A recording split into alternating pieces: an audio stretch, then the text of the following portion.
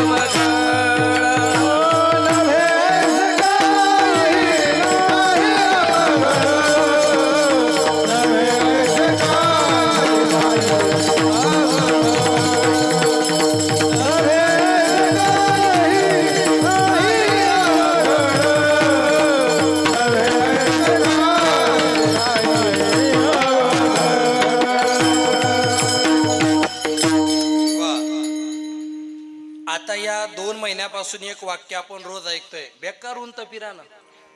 काय म्हणता लोक, काय म्हणता? आई ऊन नाही आहे, आई तुमनं कर्म आहे. आई काय तुमनं, तुम्हाला कूलर मध्ये पाणी टाकायला वेळ आहे, पण झाडांना पाणी टाकायला वेळ. तुम्ही स्वतःला या पृथ्वीचे मालक समजायला लागले. तुम्हाला देव नको, तुम्हाला धर्म नको, तुम्हाला संप्रदाय नको.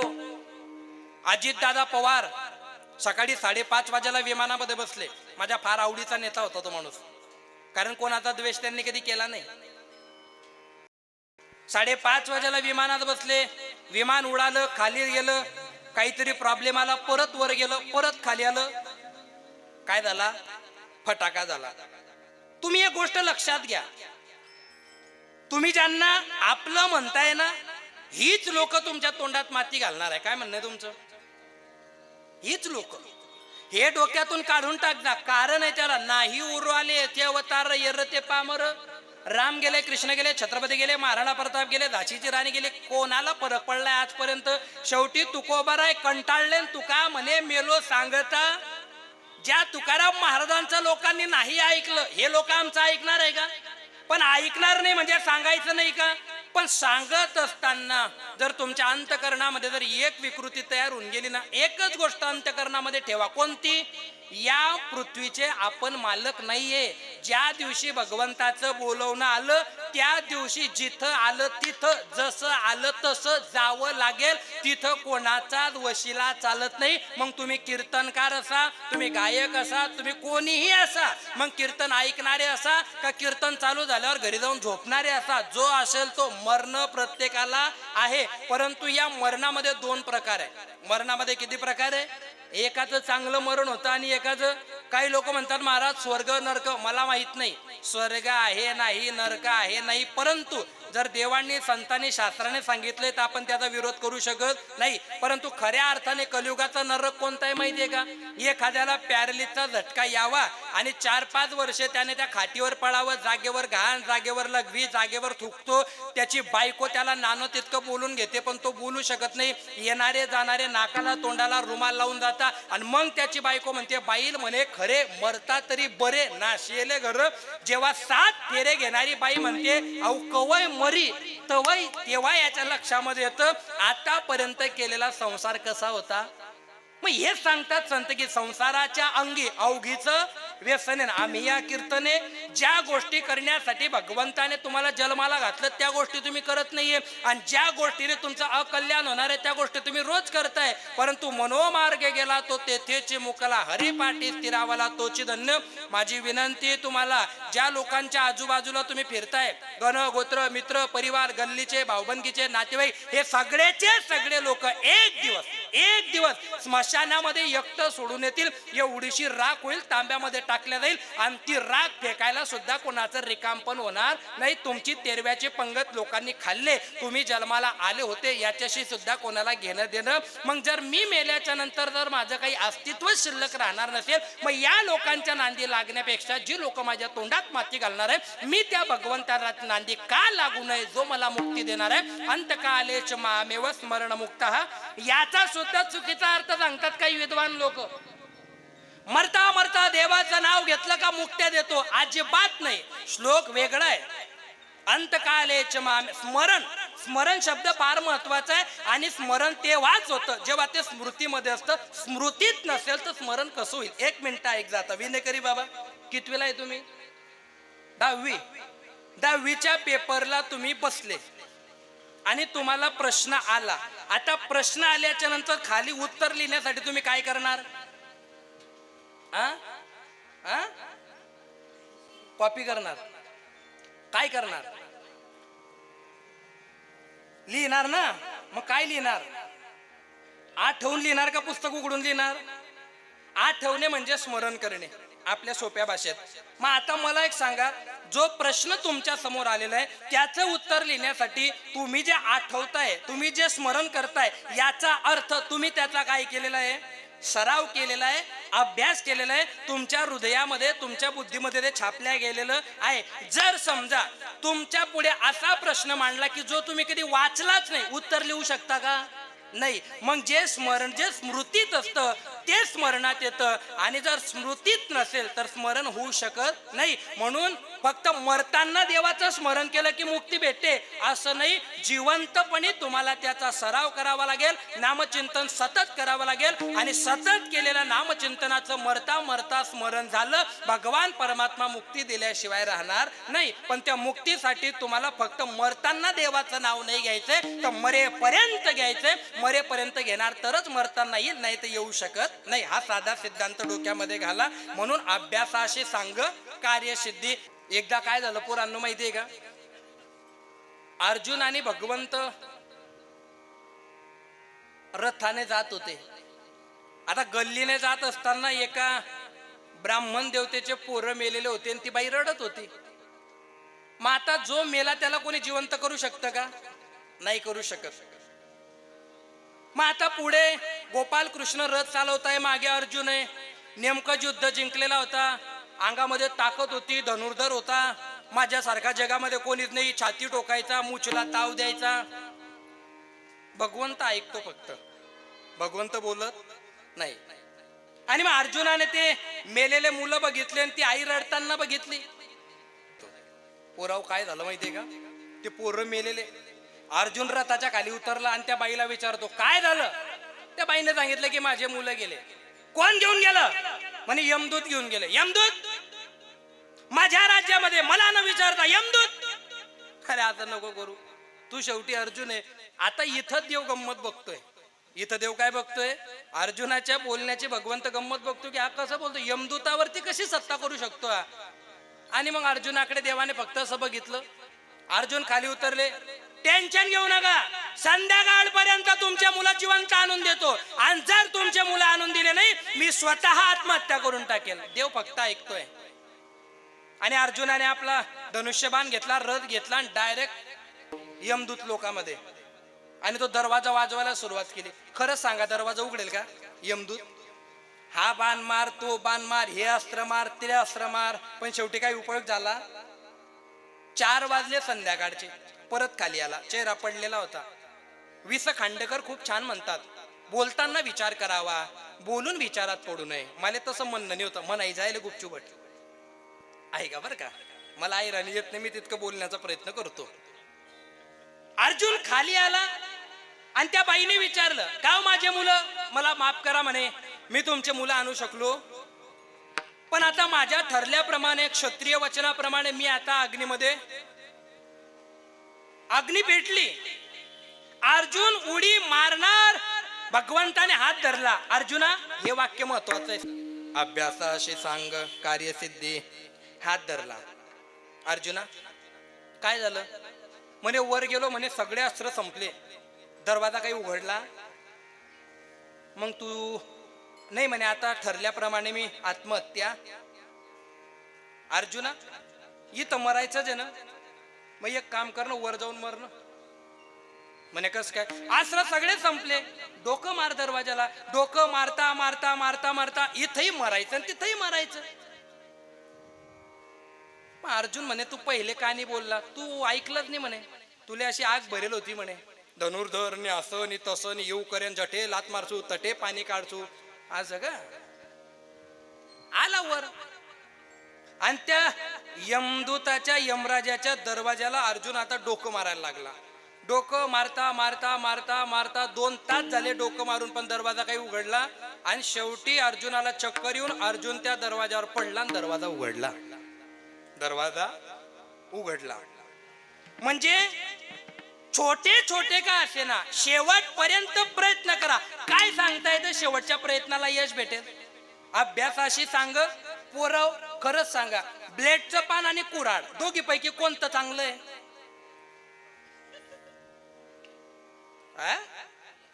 काय रे, मला नाही माहिती. अरे किती सोपं विचारलं राव. ब्लेडचं पान चांगलं काय कुऱ्हाडीचा दांडा? कुऱ्हाड चांगली, ब्लेड चांगलं. बरोबर आहे. तुम्हाला जर समजा काड्या तोडून आणायचं सांगितलं आपल्या नाना महाराजांनी, तुम्ही ब्लेड घेऊन जाणार का कुऱ्हाड? मग काय चांगलं? अरे काय पलट्या मारता रे. ब्लेड, तो ब्लेडच म्हणतो. याला म्हणता निष्ठावंत कार्यकर्ता. दुनिया वैजाव झाला पण बिल. ठीक आहे, बरोबर आहे. पोरांनो, ब्लेडच्या जागी योग्य आहे, कुऱ्हाडच्या जागी योग्य आहे. जर समजा दाढी करायची असेल तर कुऱ्हाड चालणार नाही आणि झाड तोडायचं असेल तर ब्लेड चालणार नाही. हे जे पाय आहेत ना, माणसाने पायासारखं जीवन जगलं पाहिजे. हा पाय पुढे गेला म्हणून मागच्या पायाला राग येतो का? नाही, कारण याला माहिती की हा केव्हा ना केव्हा मागे येऊन मी पुढे जाणार. जेव्हा एकमेकांच्या प्रगतीला पुश केल्या जातं, एकमेकांच्या प्रगतीवर जळल्या जात नाही, तेव्हा दोघांची प्रगती आपोआप होते. आणि या माणसांनी घेणं कलियुगात काळाची काय आहे गरज आहे, पण लोक घ्यायला तयार. आता झाड तोडायला गेलो आपण कुऱ्हाडीने. आता हे झाड आहे पुराणं, कोल्ड झाड, ओलं झाड तोडायचं नाही, कलम लागू शकते आपल्यावर. समजा हे ओढं झाड आहे, तुम्ही कुऱ्हाडीचा पहिला घाव घातला, झाड तुटलं का?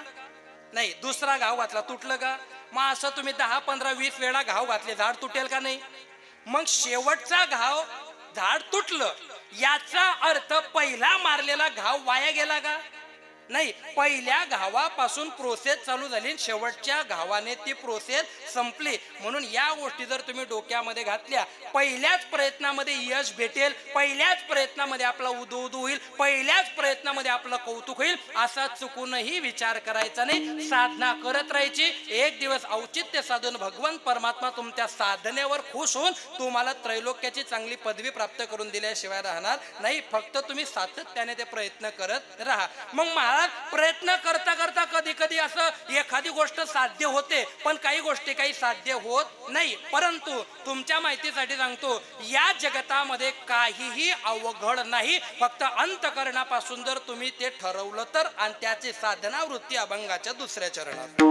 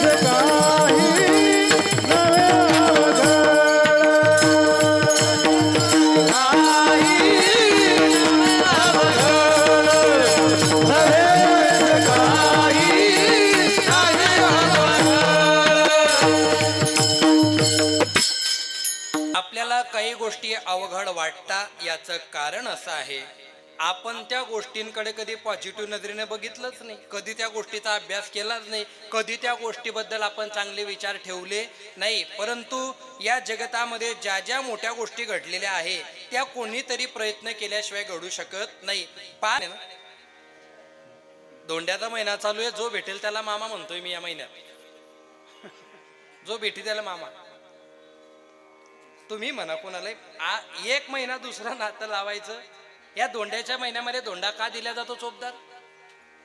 जी मुलगी 22 वर्ष, हा मला काय माहिती म्हणून वहेल नाहीये, सीधं सांगा की मला बी कर नाही बा असं. हा गजानन महाराज 22 वर्ष आम्ही त्या मुलगीला वागवलं, आता आम्ही तुम्हाला दिली. आम्ही कशी वागवली आम्हालाच माहितीये, आता तुम्ही कशी वागवता हे आम्हाला माहिती आहे. 3 वर्ष झाले का आम्ही तुम्हाला बक्षीस देत जाऊ, पण तिला वागवत जा, उत्तेजनार्थ बक्षीस, पण तिला इकडे पाठवायची नाही. लक्ष देऊन ऐका बरं का. जो महिलांचा सन्मान करू शकत नाही तो कीर्तनकार नाही. भरपूर कीर्तनकारांना याच्या पण उपाध्या आहेत. सध्या फार मी बोलत नाही, कारण मी कोणाच्याच भानगडीत पडत. आजपर्यंत कोणी सांगून देऊ, मनोज महाराज एखाद्या कीर्तनकाराबद्दल, गायकाबद्दल का वादकाबद्दल असा बोलला का तसा बोलला, मला ते जमत. आपण कोणाबद्दल काहीही बोलण्याचे अधिकारी नाही. ज्याचं तो बघेल, जो चुकेल तो भोगेल. कोणाला चांगलंही म्हणायचं नाही आणि कोणाला वाईटही म्हणायचं. जे जे दृष्टी दिसे ते ते. समाज आमचं काय ऐकत नाही. म्हातारे लोक लक्ष देऊन ऐक जा. समाज आमचं काय ऐकत नाही याला दोन कारण आहेत. जेवढं कीर्तनात आम्ही चांगलं बोलतो तेवढं वैयक्तिक जीवनात आम्ही चांगले वागत नाही. मी वैयक्तिक कोणता आवाज होतोय 2 तास कोणी कोणाचं नाही. 1 रुपया सोबत जाणार नाही. सगळा संसार मायामोह असं सांगणारा कीर्तनकार पैसे मोजल्याशिवाय गाडीत बसत. कसं ऐकतील लोक आपलं? कसं ऐकतील? ही टीका नाहीये, हे वास्तव आहे. आमच्या आदिशक्ती मुक्ताबाईच्या फळावरती मोठे कीर्तनकार सांगायचे 10,000 लोकांमध्ये आदिशक्ती मुक्ताबाई एक कीर्तनकार बनवते. मग 10,000 लोकांमध्ये जर मी कीर्तनकार झालो असेल आणि लोक जर माझ्या शांत चित्ताने 2 तास ऐकत असतील, मी किती चांगला परमार्थ गेला पाहिजे. पण एवढं चांगलं भेटल्यावर बी जर आमच्या बापाची पाय दाबते, तिचं नाव लक्ष्मी आहे. वाल्मिक भाऊ, आपल्या बापाची पाय कोण दाबते? आपल्या बापाची दासी येते आणि त्या दासीच्या नांदी लागणं हे श्रीमंताच्या पोराला काही येते का लक्षामध्ये तुमच्या? हा, लोक लक्ष्मीच्या मागे लागतात. देव दूर चालला जातो. तुम्ही देवाच्या नांदी लागा, लक्ष्मी तुमच्या मागे आल्याशिवाय राहणार नाही. पण आपण वेगळ्या पद्धतीने घेतो. मग समाज सुधरेल कसा? समाज सुधरवण्याच्या नांदी लागूच नका. समाज ऑलरेडी सुधारलेला आहे. फक्त तुम्ही चांगल्या मार्गाने जा. लोक तुमचं अनुकरण केल्याशिवाय राहणार. 8 संतांनी मिळून वारकरी संप्रदायाची स्थापना केली. वारकरी संप्रदाय संत गेल्यावर वाढला का कमी झाला? वाढला. संत गेल्यावर सुद्धा त्यांचं चैतन्य काम करतं. याचा अर्थ कीर्तनात संत कीर्तन ऐकता हे माझ्या लक्षात आलं पाहिजे. तुमच्या लक्षात नाही आलं तरी काही अडचणीचा भाग नाही. अज्ञानी माणसाला पाप लागत नाही, ज्ञानी माणसाला लवकर पाप लागतं, कारण त्याला ते कळालेलं असतं. पण तो तसं वागत नाही. ठीक आहे. महिला वर्ग, माझा आवाज येतोय ना? किती महिलांना असं वाटतं की माझा मुलगा रात्री दारू पिऊन घरी आला पाहिजे? हातवर करा. नाही? पत्ता खेळायला गेला पाहिजे? नाही. पोस्को नावाच्या केसमध्ये सापडला पाहिजे, 397 मध्ये, 67 मध्ये. नाही? किती महिलांना असं वाटतं माझा नातू, पुतण्या, मुलगा वारकरी संप्रदायात जाऊन कीर्तनकार झाला पाहिजे? हात वर करा बरं. ज्यांना ममे वंश जीवलोके जीवभूता मन षष्ठ आणि इंद्रिय आणि प्रकृती स्थानीनं भगवान स्वतः सांगतात की 5 इंद्रिय 6वं मन मी प्रत्येकाच्या हृदयामध्ये विराजमान आहे. फक्त त्याला जाणणारा पाहिजे. मंदिरात गेल्याच्या नंतर डोळे आपोआप लागतात ना, याचा अर्थ तिथं गेल्यावर डोळ्याने मूर्ती न बघता डोळे काय लावतात? कारण सगुण निर्गुणाच्या परंपरा तर फार वेगळे आहे, परंतु डोळे आपोआप लागतात. कारण हे तुम्हाला सुद्धा माहिती आहे की भगवंत बाहेरपेक्षा कुठे आहे? कुठे येतो? तो हृदयातला भगवंत शोधता आला पाहिजे. महिला वर्ग, जाताना फक्त एक महत्वाचा मुद्दा सांगून देईल. पाया पडतो तुमच्या, बाबा बुवायच्या दूर राहत जा.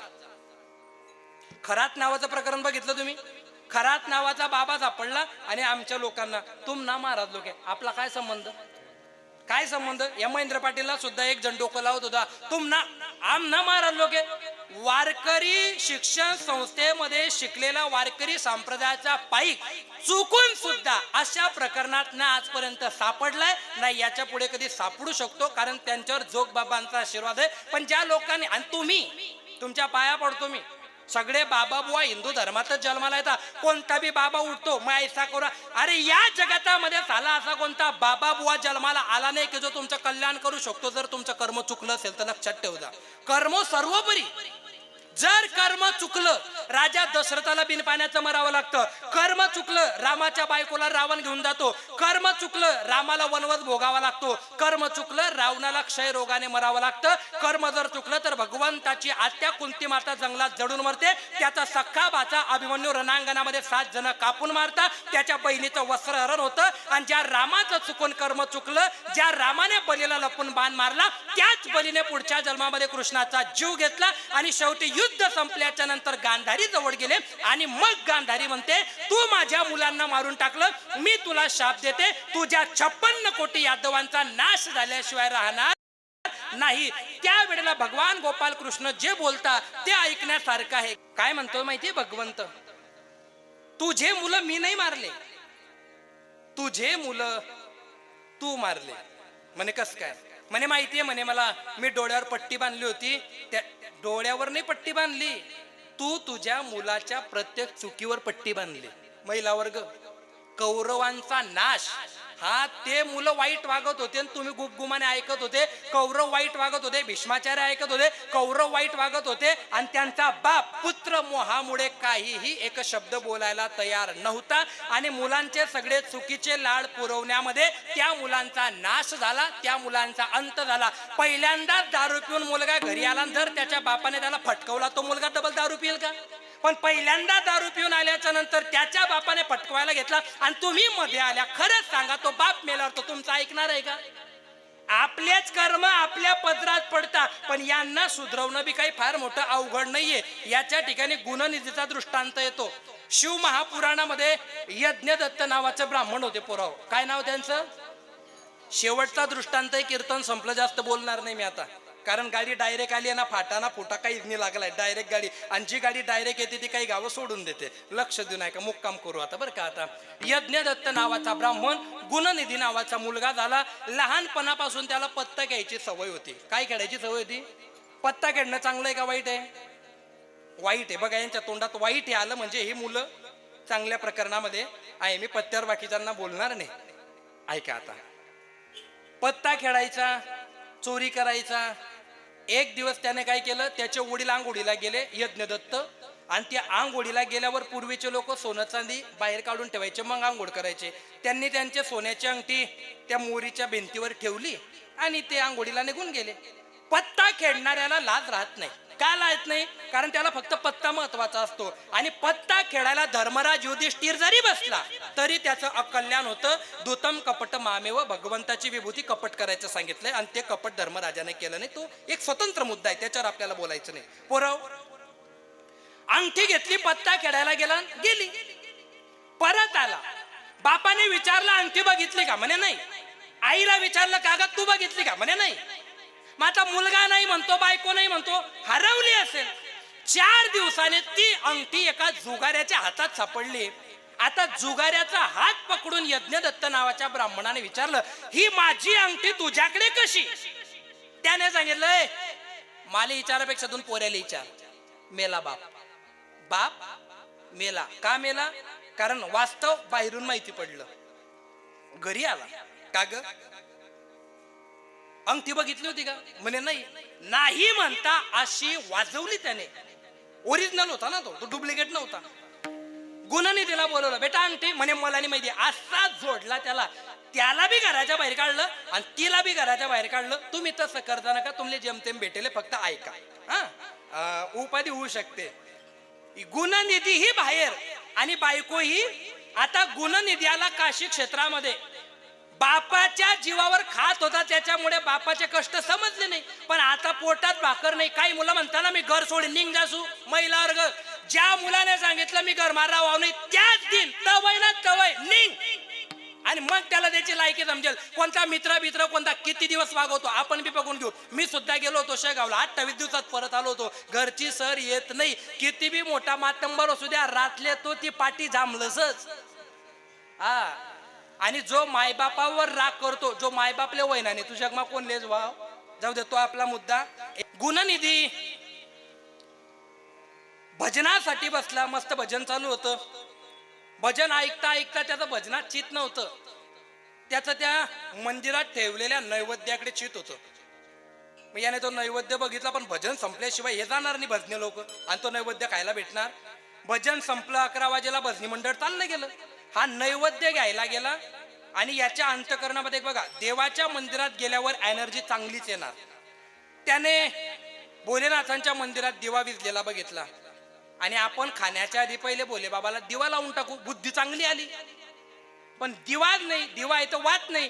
त्याने त्याचं शर्ट फाडलं, वात बनवली, दिवा लावला आणि नैवेद्याचं ताट उचलणार तितक्यात ग्लास खाली पडला आणि पुजारी बाबा उठले. पुजारी बाबा उठले आणि त्याने बघितलं, त्याला काय माहिती आहे कोण आहे, त्याला असं वाटला चोर आहे. असा फटकवला गुणनिधीला, इतकं मारलं, गुणनिधीच्या डोक्याला मार बसला आणि गुणनिधी आंधळा झाला. किती अवघड आहे आता, किती अवघड आहे. आंधळा झाला आणि काशीनगरीत फिरू लागला. फिरता पोटामध्ये काहीच नाही. शेवटी गतप्राण झाला. गतप्राण झाला, यमदूत घ्यायला आले आणि यमदूतांच्या बाजूला भोलेनाथांचे गणही आले. भोलेनाथांच्या गणाने सांगितलंय हे गिऱ्हाईक आमचं आहे. यमदूतांनी सांगितलं नाही, हा पापी आहे, हा चोर आहे, हा जुगारी आहे. यांनी भोले बाबांना कॉन्टॅक्ट केला. म्हणे हे तर जुगारी आणि पापी म्हणतोय. भोले बाबा म्हणे त्यांना सांग, जुगारी राहो, पापी राहो, कसा बी राहो, पण मरण्याच्या आधी त्यांनी दिवा लावून प्रकाश केलाय. पुण्याच्या बळामध्ये त्याचं ते पाप गेलंय, तुम्ही त्याला घेऊन या. शेवटी तो कैलास पर्वतावर गेला. कुठे गेला?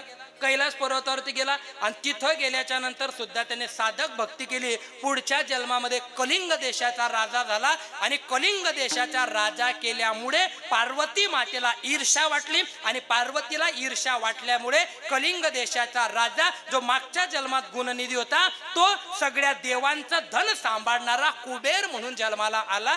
या जगतामध्ये तुम्ही कितीही पापी असले पण कुबेरापर्यंत जाण्याचा प्रवास अवघड असू शकत नाही. फक्त अंतःकरणामध्ये भगवंताबद्दल चांगली भक्ती, चांगली बुद्धी आणि भगवंताच्या प्राप्ती करत असताना अंतःकरणामध्ये परोपकाराची भावनेचा दिवा एकदा हृदयात जमला का मग तुम्हाला कोणीही भगवंतापासून लांब करू शकत नाही. या जगतात काहीच अवघड नाही, फक्त करावं लागेल ते चांगलं आणि सत्य कर्म. कारण सत्य म्हणजेच भगवंत. सत्य तू, सत्य तू, सत्य तू विठ्ठला. ठीक आहे, पटलं. पुढे दोरा चिरा कापे पडिला कांचनी.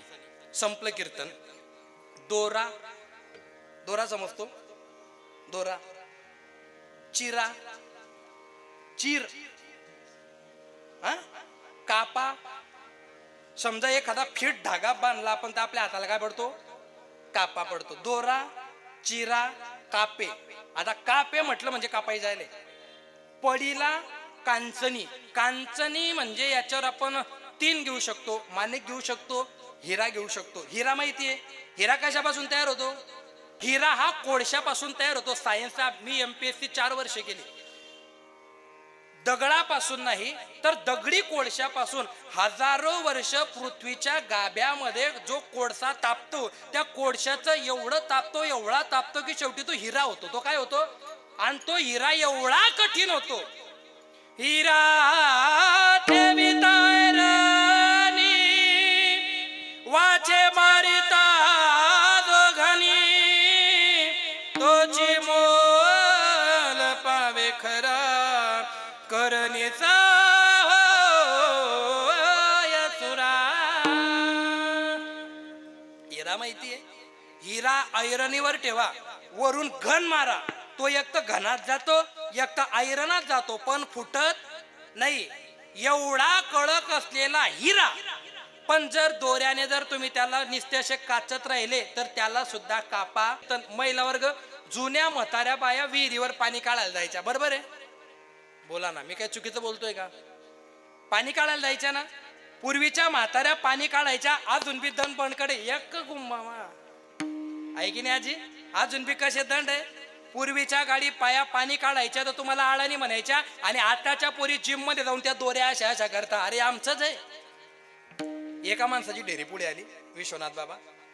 ढेरी पुढे आली म्हणजे तो पहिले सायकल चालवायचा, पण त्याला सायकलवर ते पायंडल मारणं थोडं कठीण झालं. त्याने मोटरसायकल घेतली. मोटरसायकलवर गेला, अजून ढेरी वाढली. त्याने 4 व्हीलर घेतली. 4 व्हीलर घेतल्यामुळे अजून ती ढेरी वाढली. जिम मध्ये गेला. जिम वाल्याने आखो त्याला सायकलवर बटाळा. मग बरी होती की नाही आपली सायकल? हे पहिलं सोनं होतं, हे डोक्यातून काढून टाक जा. लोक म्हणतात काळ बदलला, इतका काळ बदलला, इतका काळ बदलला. आमच्या काळामध्ये लग्न 15-15 दिवस चालायचे. नाचणाऱ्या बाया बाहेरून यायच्या, स्वयंपाक करणाऱ्या बाया घरातून निघायच्या. आता स्वयंपाक करणाऱ्या बाया बाहेरून येतात, नाचणाऱ्या. एवढा काळ बदलला. पूर्वीच्या काळी घरात कुत्रे घुसू नये म्हणून माणसं उभे केल्या जायचे. आता माणसं घुसू नये म्हणून कुत्रे उभे केल्या जातात. आणि त्या बंगल्याच्या बाहेर लिहिलं जातं कुत्र्यांपासून. इथं कोण राहता? हे तुम्ही म्हणा, मी म्हणणार. लोक इतकी सुधारली म्हणतात, काही सुधारले विधरले. हा महिला वर्ग, तुम्ही पाणी काढायला जायचे, बरोबर आहे? पाणी काढताना तिथं एक दगड असायचा बघा. त्या पाणी काढल्यामुळे त्या दगडाला काय पडायची? काय पडायची बाबा? काच पडायची, म्हणजे चीर पडायची. एवढा मोठा दगड दोराने चिरून टाकला. दोरा चिरा कापे पडिला. इकडे त्या हिऱ्याला सुद्धा होऊ शकतो. आणि अभ्यास सेवणी विष पडे. तुम्ही अभ्यासाला प्राधान्य द्या. आणि तुमच्या विनंती तुमच्या पायावर डोकं ठेवतो पोराव, अभ्यासाला पर्याय नाही. तुम्ही कितीही देव करा, कितीही धर्म करा, पण शेवटी पोट भरण्यासाठी कष्ट करावेच लागतील. संतांना करावे लागले, देवाला करावे लागले. देव तुम्हाला कधीही आयत बसून देणार नाही. कारण गोपाल कृष्णाला आवडणारा सगळ्यात मोठा विषय, तू कर्म कर आणि कर्म करता करता माझं स्मरण कर, मागे पुढे उभा राहे सांभाळीतन आलिया आघात निवाराया. म्हणून तुमच्या सुद्धा पायावर डोकं ठेवतो. कोणत्या बाबा बुवाच्या नांदी लागण्यापेक्षा चांगलं कर्म करा, खोटं बोलू नका, निंदा करू नका, कोणाच्या पोरगीला सुनेला पाप लावू नका. आणि कोणत्या मुलाचं लग्न जमत असेल तर 2चे 4 हात होऊ द्या. इकडच्या तिकडच्या गप्पा मारून त्या मुलांना डिप्रिशिएट करायचं. एखाद्या मुलगीचा 10वी मध्ये 1 नंबर आला, सगळ्या गल्लीचं काम आहे त्या मुलगीचा सत्कार केला पाहिजे आणि तिला सांगितलं पाहिजे, बेटा 12वीला ऍडमिशन कुठं बी घे, पैसे कमी पडले, आम्ही गल्ली तुझ्या सोबत उभं राहू.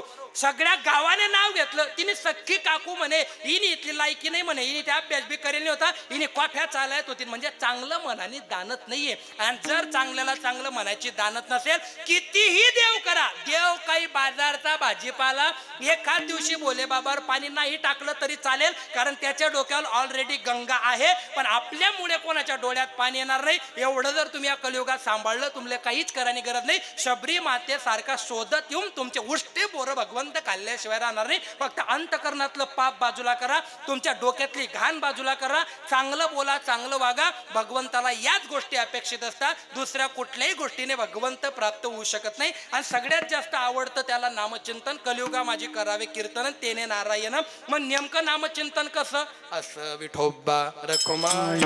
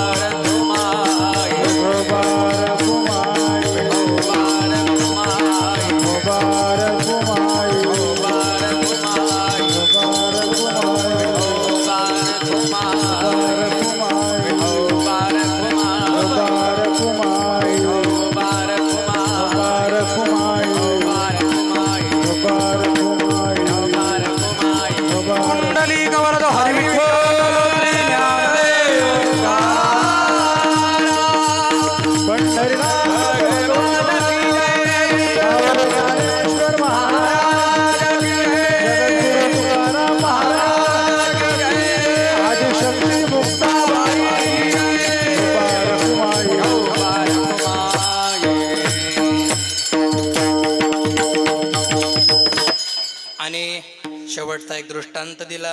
अचानक आईच्या पोटामध्ये बाळ काही मोठं होत नाही, लहान असतं, पण अचानक हळूहळू हळूहळू दिवसामागे दिवस, तासामागे तास जातात आणि एक छोटंसं बिंब आपल्या पोटामध्ये हात पाय मुखाने कसं वाढतं, जठरामध्ये आपली वाव कशी मिळवून तो बाळ आपलं स्वतःचं देह प्रागट्यकरण करतो, याचा सुंदर दृष्टांत अभंगाच्या शेवटच्या चरणात. तुका म्हणे कैसा बैसण्याचा टाव, तुका म्हणे कैसा बैसण्याचा टाव, तुका म्हणे कैसा बैसण्याचा टाव, तुका म्हणे कैसा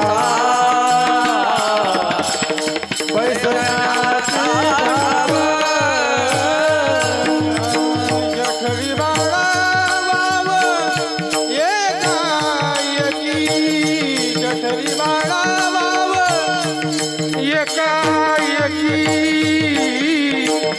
नवे ऐसे काही नाही अवघड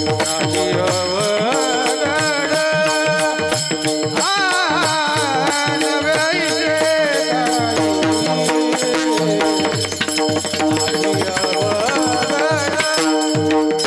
जठरी बाबा जठरी बाबा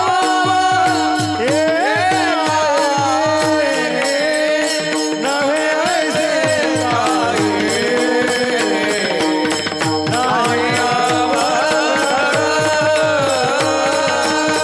नवे ऐसे काही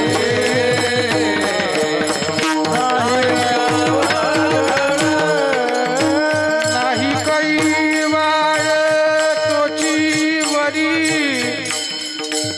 आ आ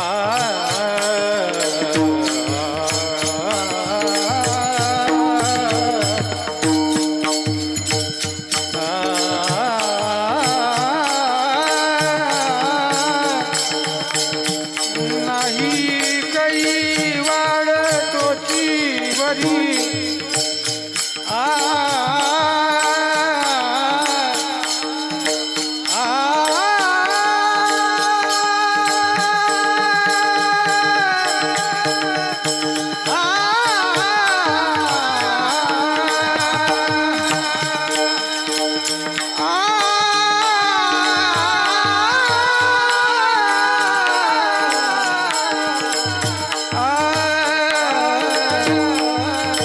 नाही कळी वाढ तोची वरी नवे ऐसे काही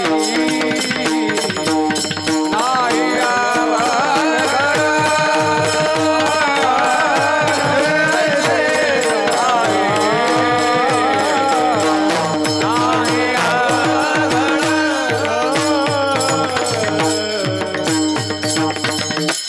धन्यवाद.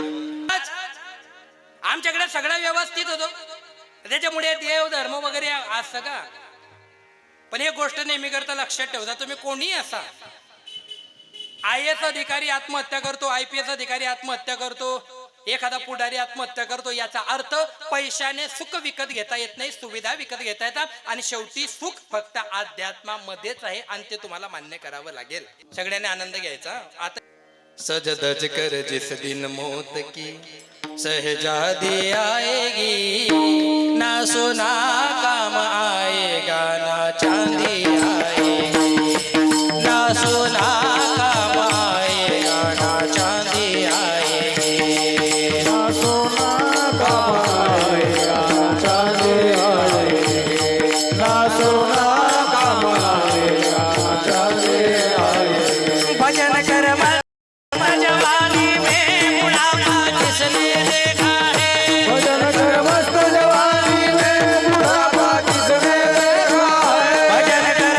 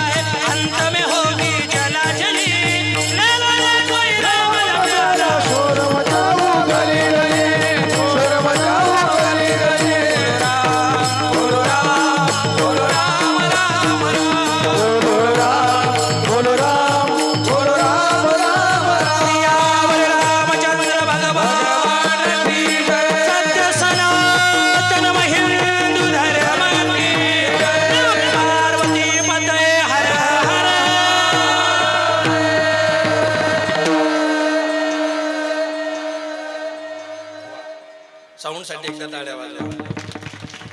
खूप खूप धन्यवाद. बोलताना काही शब्द चुकले असतील, कोणाचं मन दुखलं असेल, करविली तैसे केली कटकट वेडी कानिट देवधाने बोलिलेले कुरे वेडे वाकुडे उत्तरे करा क्षमा अपराध महाराज तुम्ही सिद्ध ज्ञानेश्वर माऊली. महाराज माऊली तुकाराम, महाराज ज्ञानेश्वर माऊली, महाराज ज्ञानेश्वर